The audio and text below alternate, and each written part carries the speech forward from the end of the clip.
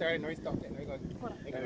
Okay, we are here in Douglas Road, Western, with, of course, Ministers Dr. Duguid and Phillips and their team from the Ministry of Works, Transport and Maintenance. Very happy to have everyone here touring my constituency this morning, together with my personal staff. Thanks to the media for coming. Of course, we all know the history, recent history behind Douglas Road, where in the mid-1990s, famous Calypsonian Carew would have lost its life in a flood. And this is an area where it is extremely important to always ensure that the drainage is clear, the wells, the gullies, and all of that. The Ministry of Works is committing to ensure, as they've done in the past, that the area is clear, that whenever we get heavy rainfalls, it doesn't cause problems to the people and properties who live in this district. Yes, that we need some clearing done. I know that the community, and I assisted them earlier this year, and drainage has agreed to in teamwork with the community to let's get some of the areas cleared in case we still have some heavy rainfall before the year is out, as is always possible.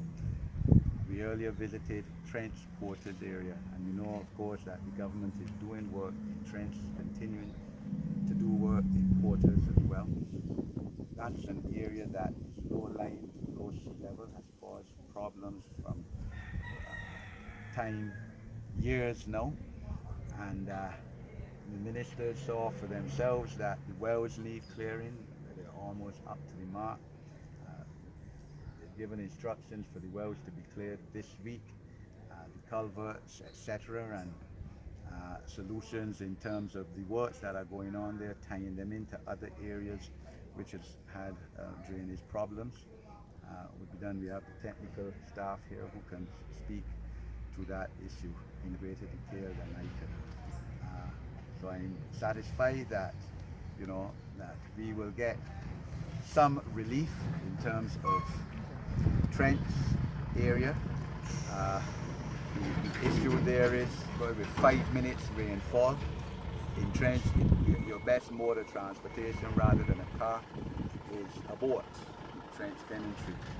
And you know, we can't, as a caring government, have our people live in those kind of conditions. And that's the reality. When we leave here at Dublin Road, we would also go up Crick Hill, where, you know, a question of to see whether the Ministry of Works can come up with a solution, some short roads, and then we go to the Westmoreland roundabout, where Minister Duguid has given me a commitment that if not in this financial year, certainly next, we're going to come up with a traffic management solution to a junction that has caused at least 3 deaths within the last 5-6 years. And that people from all the north, not only St. James North, Minister Phillips passes there twice a day and knows as well. I live just above it, so I know the difficulty, and hardly a week passes that you don't have a car accident there. And we will also go to Rotdunda Road.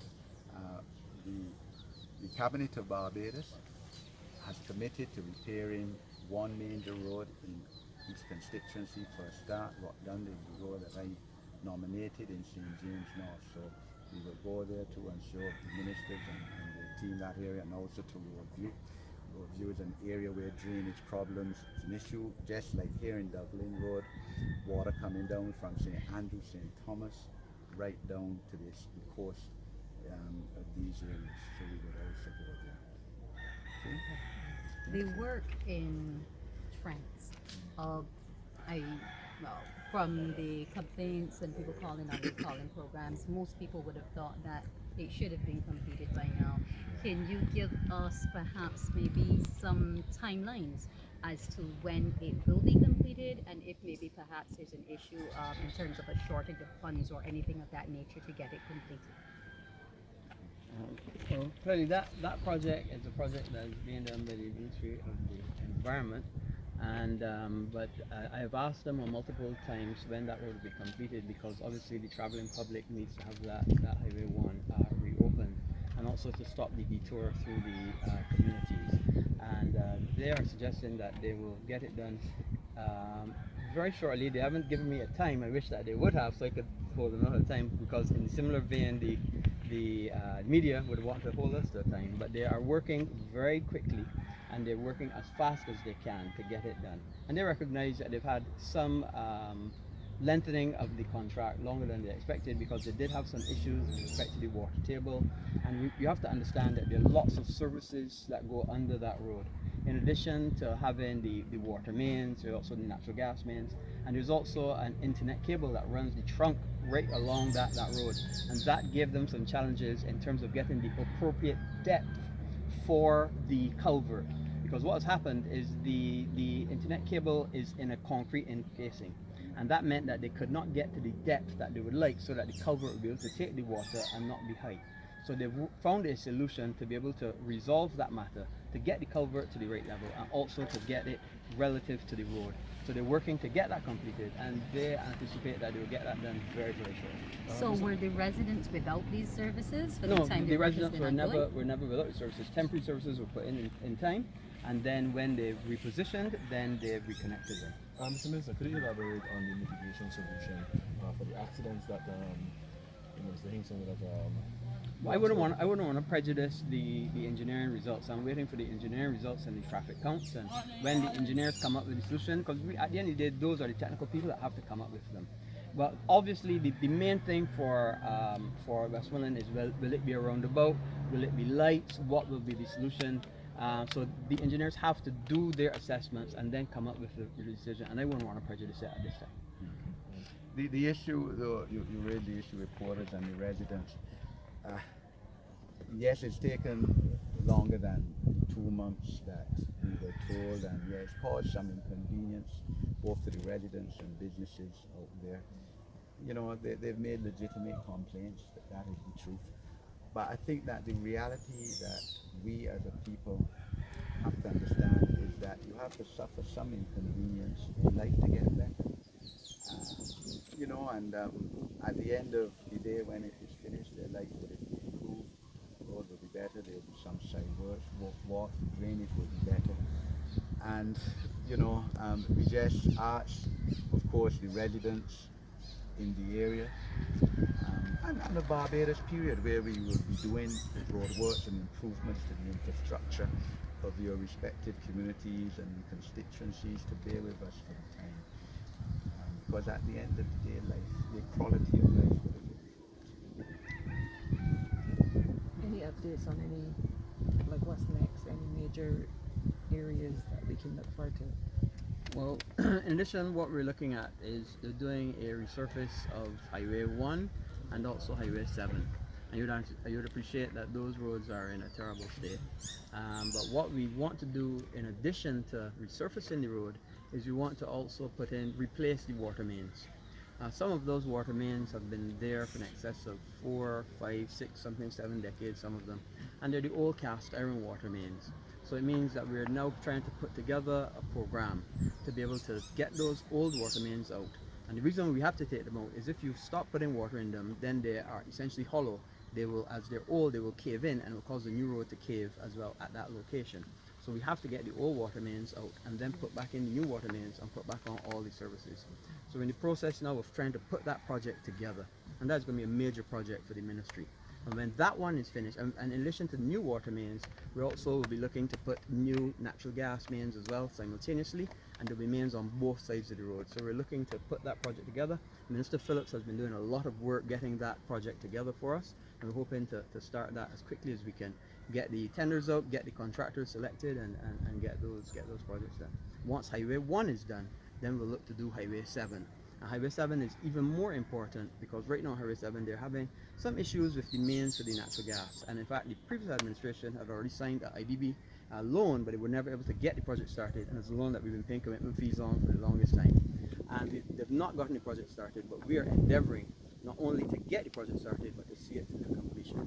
And that will be the Highway 7 as well. So those are two big projects that we're working on to to get those water mains changed, and to get the roads then, once the water mains are changed, resurfaced. Because for too long, you go and receive a road is resurfaced, but then have to come back because the water main has broken, and then they go further down because it broke further down. So what we're trying to do, it costs more, but in the long run, it would be better to get the water mains fixed simultaneously and then do the road surface. Mr. Minister, do you have an update for San Whitehall by chance? No, not this time. Not this time. Mhm. The last time you were working on several solutions, and any I have progress? no update at this time. We're working on it, but it's not there at this time. Okay. Work in progress. You asked Okay. if I had any update. I said no, not this time. So can you give an update on the, what we were asking about before, getting the cars off the road? How is that going? Because you see a lot on the road today. Yeah, but it's under the Ministry of Environment and Health. Overall, it's Barbados. Yeah, it's under the Ministry of Environment and Health, and they have a program, and they've been using that program to pick up cars off of the road. And I think they've done quite a few. I know within, in my area, Britain as well, when we had a program there, just in that small business area, there were 40 cars that were left on the side of the road and in various areas that we had to move. But the Ministry of Environment and Health has a program that they're using to, because they will look at the car and see if the problem is that it has, because they collect rodents and they have mosquitoes and so on and so forth, and they have a program that they identify. They put the sticker on the car, and then after, if the owner doesn't move it after a period of time, then they will come and pick it up. And that program is ongoing. Outside of that program, there was also concern voiced by your ministry about individuals deciding to place several cars on the corners of major roadways for sale, etc., actually impeding the line of sight for traffic. How Correct. has that Well, worked out? very early when I took up the ministry, I made it clear that the new Road Traffic Act legislation allows that if you put a car that blocks the line of sight on, especially on the highway, that the ministry is empowered to be able to move that car for you. And I made a statement, and I found that very few people then continue to have those cars on the site, certainly not on the main highway. So I was very happy and thankful that people were able to respond to our call to move those cars, and we didn't have to really take any major action to those cars. But is there anything in law that allows you to take action, like to Yes. impound and charge fees Yes. for government's coffers? Yes, there is. Yes, there is. The legislation is definitely in place there. What happens? What will be? Pardon? What will be so happen? Yeah, a No, lot. I said along the highway. The ABC highway is the main one. Because they had one there heading up towards Okay. Sheraton. You know, there's a lot more vendors probably besides the highway these days. Is that a concern for the ministry? Especially the ABC highway going towards, I think, Newton, that side. There's 3 of them vendors, food vendors, just on the side of the road selling food, selling produce. Is that allowed? Is that allowable? Is that a concern? Yes, it of course is a concern, and we're working with the vendors to find some place better for them. Okay, Next up. we're gonna go. I buying water, drink, anybody? Because it's sun hot.